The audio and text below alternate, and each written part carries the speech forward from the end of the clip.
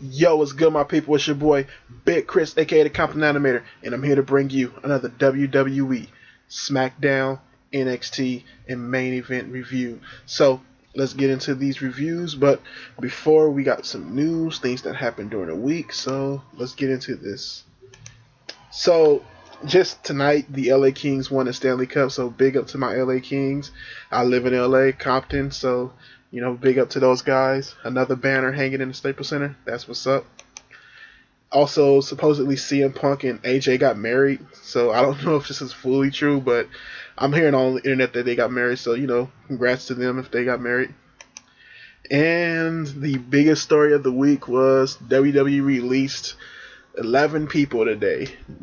You had half of three, well, two, what is it? How would you say? 2/3 of 3MB in Jinder Mahal and Drew McIntyre. Oksana, you've had Kurt Hawkins, Teddy Long, Camacho, Brodus Clay, a referee, Titus O'Neil, and Evan Bourne released, plus the biggest one out of all of them, JTG.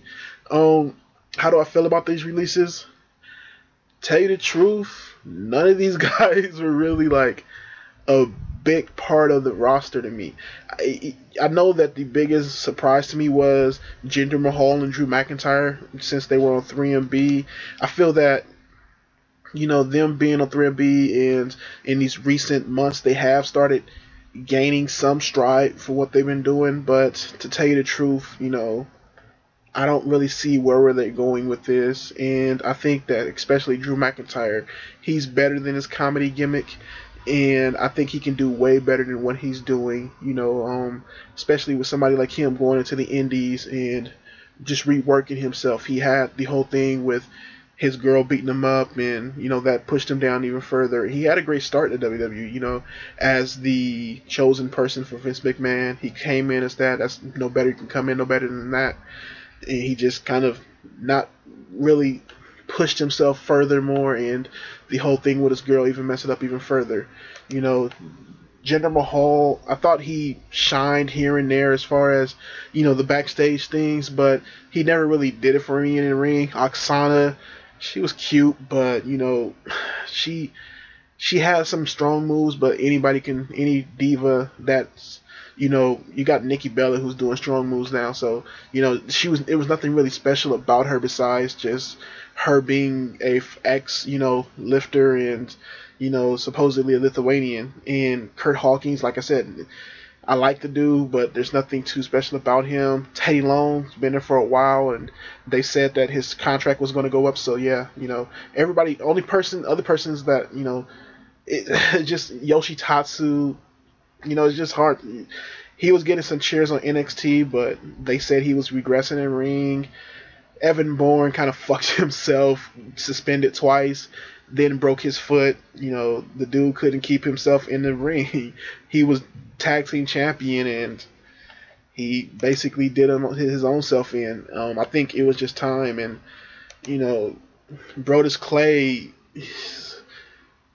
I think if you look at what Sandow is doing and how he's just going with these dumbass gimmicks and he's just moving and doing with them, Brodus Clay never seemed to progress. His gimmick, it seemed to put more in it, but himself never seemed to progress. And that was the main problem with his gimmick. Somebody like a Daniel Bryan took a comedy gimmick like the whole thing with him and Kane to further limits. And, Brodus Clay never progressed. Camacho, I think he'll do better just going to the indies. Another person, him, McIntyre, and most definitely somebody like Yoshitatsu. I think they can go to the indies, do a lot better there, and maybe come back a few years later, because some of these guys are still young, and, I can see them coming back and, raise yourself up in the indies or go make yourself a star somewhere else and, make a good living out there. I really want some other company like ROH to, build themselves up, and I think one or two of these guys can do a really good job in there. But hopefully they do good. Like I said, I don't really see any of them as a big surprise. 3MB is the only one who's been on TV. Them and Exana has been on TV in the recent months and have regular time on TV. And I agree with the releases, to put it like that. Drew McIntyre is very good, but I don't think that this right now was the right place for him, and this is probably the best way he could have got out that comedy gimmick. So also, your boy Zack Ryder called a dodged the bullet here. But let's go on with the other stuff. So starting off with main event, you had Seth Rollins and Triple H come out basically saying the same thing that they said on, well, Seth Rollins on Monday and Triple H on Friday. Basically going through the same whole thing of Seth telling the reasons why Seth left. He was basically saying here it feels really good to hit Roman Reigns with that chair and see a fear in Dean Ambrose's eyes, the confusion in his eyes. You get Dolph Ziggler, who comes out and says the same thing he basically said on SmackDown, but I thought both promos were good. You got Dolph Ziggler saying how Seth Rollins is scum and he would never do something like that with Triple H and stuff. I like both of their promos. I thought they did a cool job. You get a match between one of the Usos, I think it was Jimmy or Jay, one of those two, and Luke Harper, and I thought that was a pretty good match here. Anytime you get Luke Harper and one of the Usos in the ring together, I think those guys work very well, and what they were doing in this match right here was very well done. You end up getting Luke Harper, not Luke Harper, but one of the Usos who picks up the win with a roll up. And I don't really like seeing Luke Harper lose, especially in this, since what happened on SmackDown got the other guy to get a win. But Luke Harper can pick up a loss and look very good. And his death stare he was giving the Usos at the end was very well. So yeah, the Usos pick up a win here, but I'm curious to see where this feud keeps going. Next, you get a backstage segment with Summer Rae and Renee Young. They're basically talking backstage, and you get Lana, who bashes hits Summer Rae in the back of the head with a box of kitty litter, then dumps it all over her and throws the kitty litter at her, then pours milk on her. And this is basically going through the whole thing that Summer Rae did to Layla on Monday, where she dumped milk and powder on her. So I kind of like this whole little feud that these two girls been going through, as far as them just getting each other in these backstage segments. I really do like. I think this is something that you need to do more with the Divas division. Just these backstage segments. If you don't want to give them a lot of time, just use them sporadically where you can. And I think this is a good place to use them. Next, you got a match with Rusev and Kofi. You get Lana, who comes out first, and she goes into this great little promo about saying how she's better than any American woman. She looks better, she's smarter and stuff. You get the USA chance that she gets on them about it. And I just like how she's talking about how, American women think they're free and they have no freedom. Russian women laugh at them. She was very good in this little promo she did there. You get Rusev versus Kofi.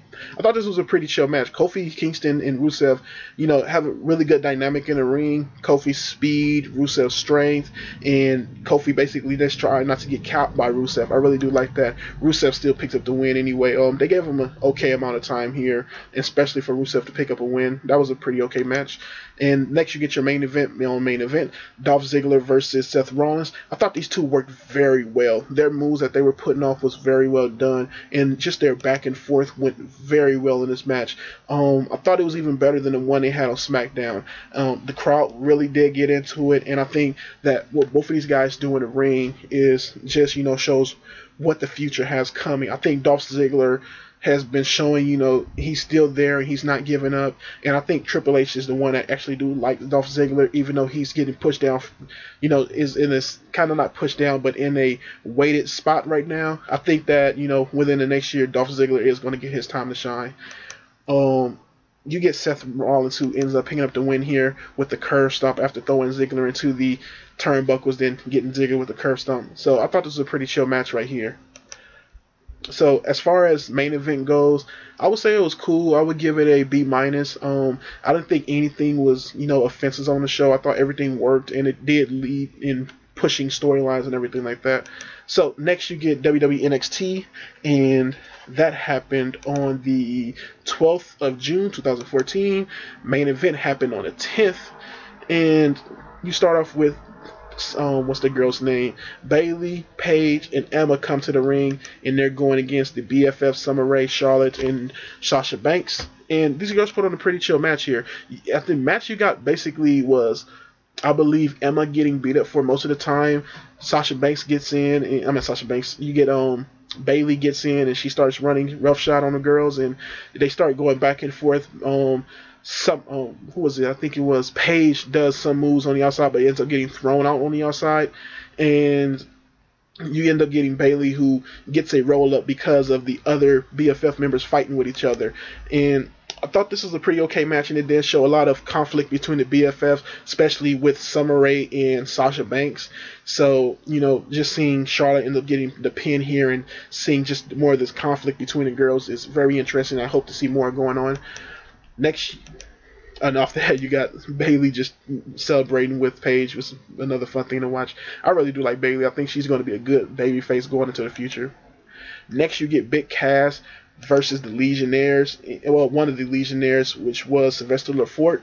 And I have to say this. Out of all the tag teams that that NXT is putting forth, I think Sylvester Lefort and Marcus Luis is probably the best as far as character goes that they have. I think these two, especially because of Sylvester Lefort already built character, I think that these two put on the most entertaining just show as far as characters go. And the in-ring talent may not be 100%, but I think that most definitely their characters are there. And I think out of all the other tag teams, they're the only ones that I see actually doing pretty good right now, especially from the only little bit of we've seen of them. But the match between Sylvester and Big Cass was a pretty chill match here. Big Cass ends up picking up the win, just more of him looking dominant. Hopefully his boy comes back and we get to see them get into the tag team division more as well. After that, you get, what's the dude's name? CJ Parker. He comes in the ring and he's holding up the signs like he's been doing for the last few weeks. As far as this goes, I think it's an okay segment for him. I'm not a real big fan of CJ Parker. I think he does okay, especially when his heel promos.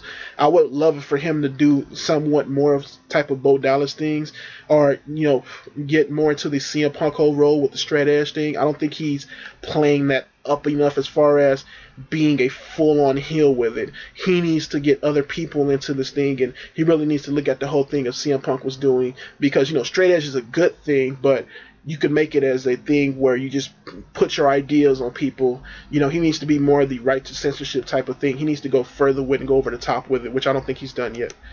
Next, you get a match with Mr. NXT versus Sami Zayn. It's clearly that Mr. NXT was Bo Dallas. You get him sign a contract in the back with JBL, and he just cheers like Bo Dallas in the back, and that was pretty funny. So their match together was actually pretty funny.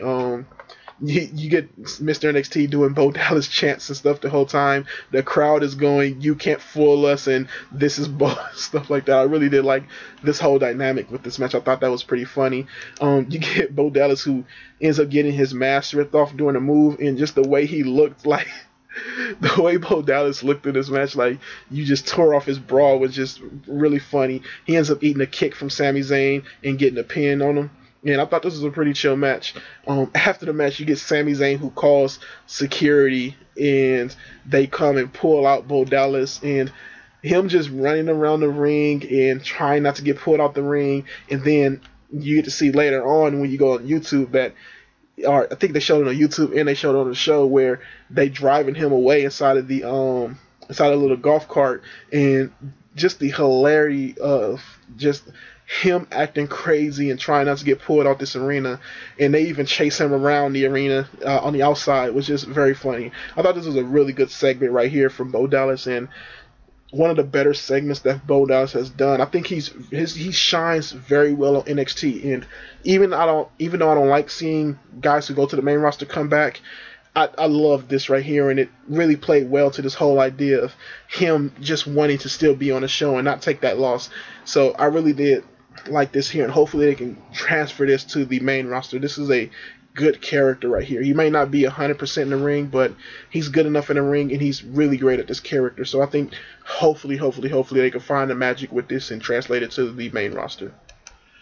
So next, you get your main event, which is Adrian Neville versus Tyson Kidd. These two had a really good match here. A lot of reversals, a lot of just, these two playing to each other's style and doing a very good job. You get Natalya and Tyson Kidd, who had a promo on earlier tonight where he's trying to get Natalya to stop babying him, kind of, talking down to him, but she kind of does the same thing in the match where she's yelling at him during the whole match, telling him what to do. He goes out and get a chair after everything he pulls off doesn't work, and she pulls it from him.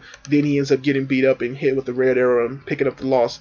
I really like this whole dynamic between him and Natalya, and hopefully they can push both of them to be a heel. And I would love to see the NXT belt go on to Tyson Kidd. I think after a while, you can have that happen and push both of these people to be a heel in NXT. And even on the main roster, I think Tyson Kidd will work very good as a heel. I think, this whole thing of him getting beaten, losing and losing and losing, and, it all being because he's in the shadow of Natalya works very well. And hopefully they can use more of this.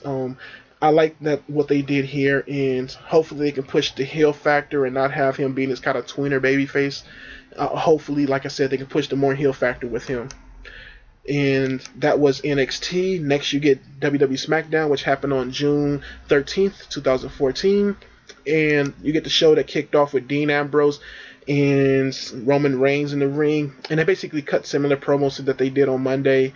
Dean Ambrose is still really energetic on the mic. And Roman Reigns basically said the same thing, and he's talking more shit to Randy Orton. You get Triple H, who comes out, flips a coin, and says that only one of the Shield members can be in a qualifying match tonight, and it's Dean Ambrose. So he also says that no other Shield or the other people that he's fighting could be out there, and you find out that he's going to be going against the Wyatt family, Bray Wyatt, and the Wyatt family and Roman Reigns can't be out there for the match, but now you got a match between Roman Reigns and Bad News Barrett, and Triple H does a English accent here too, which is pretty funny. But I thought this was an okay start to the show, and leading into the match, it was Roman Reigns versus Bad News Barrett, and I thought they actually did a pretty good job here. A lot of people talk about how Roman Reigns isn't really good when it comes to the single matches, and I thought he was fine here. He did exactly what he needs to do, and a lot of help from Bad News, who's a really good singles guy, but I thought they did exactly what they needed to do. Roman Reigns stayed strong here. He played down to, getting beat up during the times he needed to, and I thought he did a very good job of what he needs to do. The match ends with 3MB running out and attacking Roman Reigns. Roman Reigns picks up the DQ win from this, and Roman Reigns just runs roughshod on these guys, throws them off of him, and just throws Jinder Mahal over the table, spears Drew McIntyre, and spears Heath Slater. And basically, this is going to be the last time you see 3MB as a whole. So, at least they go out with some guys who are in the main event. So at least for that. But the spear that he did onto Heath Slater was really good. You have Heath Slater run on top of the stairs, jump, and Roman Reigns catches him out of the air and slams him onto the ground. That was a really good spear. And you get Roman Reigns standing tall at the end. So yeah, I really did like this beginning segment. I thought it did a very good job of just pushing forward the story and making the Shield look even more stronger, even without Seth Rollins. So next you get a quick match between Eric Rowan and the other Uso, and he basically just squashes that Uso. The Uso gets some offense off, but he ends up getting caught into a side slam, and Eric Rowan picks up the win here. An okay match between these guys, pretty average at best. It was nothing to it. I like to see them get a little bit more time, but they had a lot to do against each other all week, so it was okay for what it was. After that, you get a match between Bo Dallas and R-Truth. R-Truth wraps his way to the ring. Bo Dallas doesn't cut a promo this time, but it was very funny as you get Bo Dallas dancing to R-Truth rapping, and basically that corny-ass white guy type of thing where he's, it's like he's never been around black people, but he loves hip-hop, so he dances to it like an old white dude. So it was just very funny seeing him. He grabs the mic and says, I think he says either "what is up" or something like that, and just botches R-Truth gimmick. And it was just funny seeing him do it. I thought this was a very good way of pushing a little bit of heel factor to him, and I thought this did a very good job. The match itself I thought was okay. I would have loved to seen Bo Dallas get a little bit more angrier here and pissed off that R-Truth was winning at the beginning. I like R-Truth doing his little, gimmick moves and, thrusting his hips and stuff like that to Bo Dallas. That was pretty funny here. But it was a short match, and I thought it was okay for what it was. But I would love to see even more character out of Bo Dallas than what we got. I thought it was okay what we got, but he needs to still go more over the top here when he's in the ring. I don't think being subtle with this character is doing him any justice. And you get him who basically picks up the win here with the Bulldog, and I think he's 7-0 now. So let me get a drink of water real quick.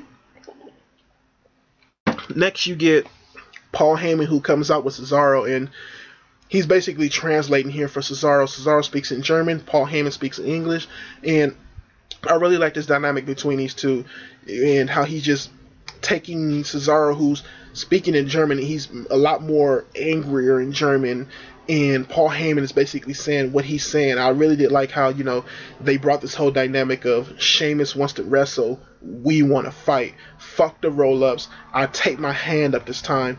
I want to beat the shot at Sheamus. And that's basically the fucking helicopter. That's basically the style of match we got here. Both of these two guys went in on each other. You got Cesaro, who was throwing a lot of blows. Sheamus, who was throwing a lot of blows here. And let's wait until the helicopter goes by.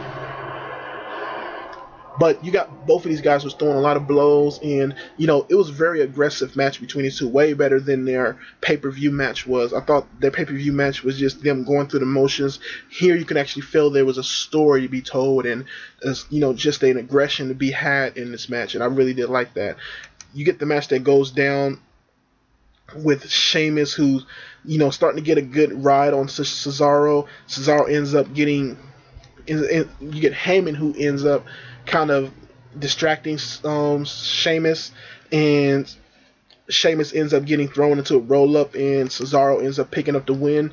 And a very good heel factor, because you get Paul Heyman and Cesaro, who was pissed off about the roll-up and talking shit about why are you using these wrestling moves when we want to fight, and you get Cesaro, who basically wins using that wrestling move that was being used on him. So a very good heel tactic here, and a very nice way to see Sheamus pissed off because he thought he was coming to something different. So hopefully they can use this in a Money in the Bank match and push forward with this. I don't really want to see them feud, but hopefully they can use this in the Money in the Bank to have some, energy and fuel with this.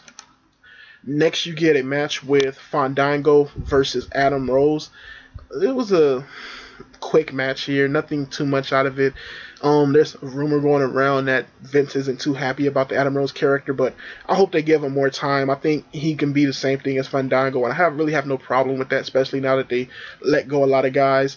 Adam Rose can be another one of those comedy characters, but you get Adam Rose, who comes out and picks up the win after hitting the party foul. It was very quick, and it was more of playing on the fact that you had this. Well, basically, Summer Rae dressed as a turkey out there, and they kept playing up to this being a gobbledygooker. And Summer Rae dressed as a turkey, she takes off the mask and starts beating up on Layla. And like I said, I've really been liking the dynamic between these two girls. They're back and forth, and now you bring it into the ring with Summer Rae attacking Layla. And I thought this was really good. They were pulling on each other, and they had to forcefully let go from each other. So I really do like this, and hopefully this can play to something in the pay-per-view. They haven't really set up a Divas match, and I don't see a championship match going to be set up, so hopefully they can do something with this. We may end up getting a mixed tag match, and they may put Summer Rae with Adam Rose, ain't no telling.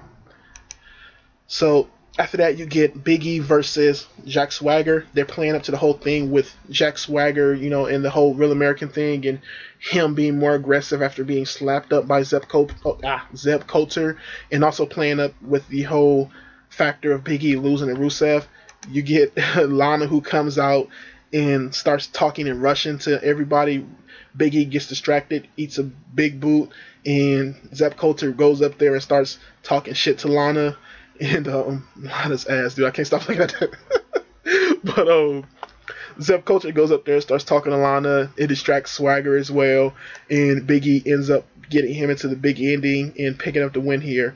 An okay match here. Very much a lot of aggression between both guys, and I always like to see that. And I think that they can possibly go into a triple threat match between Swagger, Big E, and Rusev, and having the whole American versus Russian dynamic with Rusev and Jack Swagger, plus having your babyface Big E in there, would make it a very fun match, and you can even put one of these guys over that way. I think this is a very good idea right here. So after that, you get your Divas match, which is Oksana's last match. A lot of people have last segments tonight, but Oksana's last match, and it's her versus Alicia Fox, and it's coming after Alicia Fox shoved popcorn into her mouth after her match against Paige on Raw. As far as this match goes, I thought it was okay. Oksana did some power moves, but she kind of botched a few things here and there going towards the end of the match. Alicia Fox debuts her new finisher. This isn't the picture of it, but it was more of she wrapped her leg around Oksana's head and grabbed her arm and just slammed her face into the mat. So I like the move. So at least Oksana got a new move debuted on her. But it was an okay match. Alicia Fox jumped around and did a bunch of flips and high-fived Oksana while she was knocked out.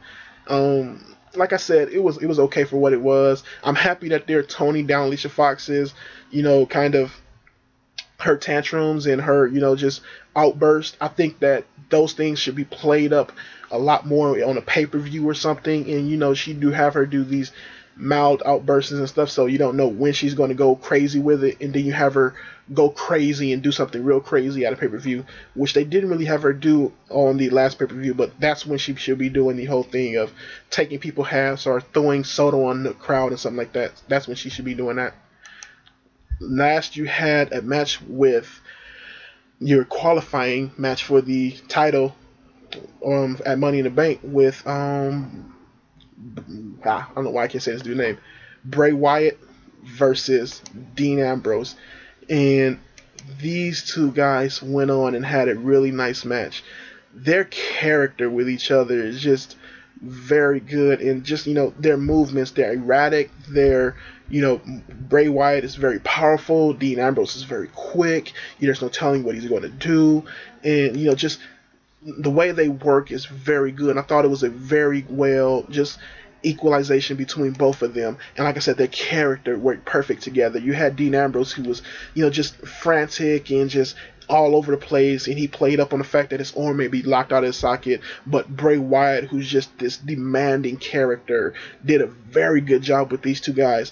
The match goes down where Dean Ambrose is looking like he's going to win. He hits the dirty deeds. He doesn't pick up the victory from this. He looks up, and Seth Rollins is standing on the announce table. He goes to chase after Seth Rollins, but ends up getting caught with the Sister Abigail when he gets back into the ring, and Bray Wyatt is going to the Money in the Bank pay-per-view for the title.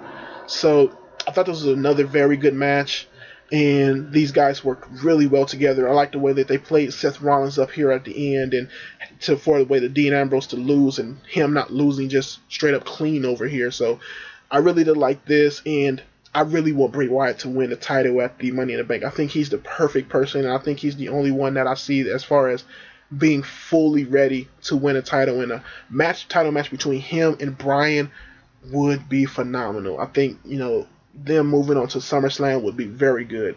So as far as this show goes, I really did like a lot of things tonight. I thought the whole stuff with the Shield, the Wyatts, Triple H, and Seth Rollins was very good. The stuff with Big E, the Real Americans, and the Russians were pretty good as well. And I like a lot of separate things here. I would give the show a B-. I thought it was well done. As far as NXT goes, I would give that a B+. I thought that was a very good show, and they did a lot of things that, lead it further in the storylines, and I really did like that show. So I thought it was a pretty good week of wrestling so far, and I thought they did a lot of things very well this week. Monday Night Raw wasn't too good, but I thought this tonight was really, I thought all these stuff after Monday Night Raw did a lot better than Raw did, and it was a pretty good week. So like, comment, subscribe, hit me up down below, and all my links down there. I'm on Instagram at Compton_animator. I'm on Facebook at Christopher Wallace. And what else? Yeah, keep watching wrestling, people. Peace.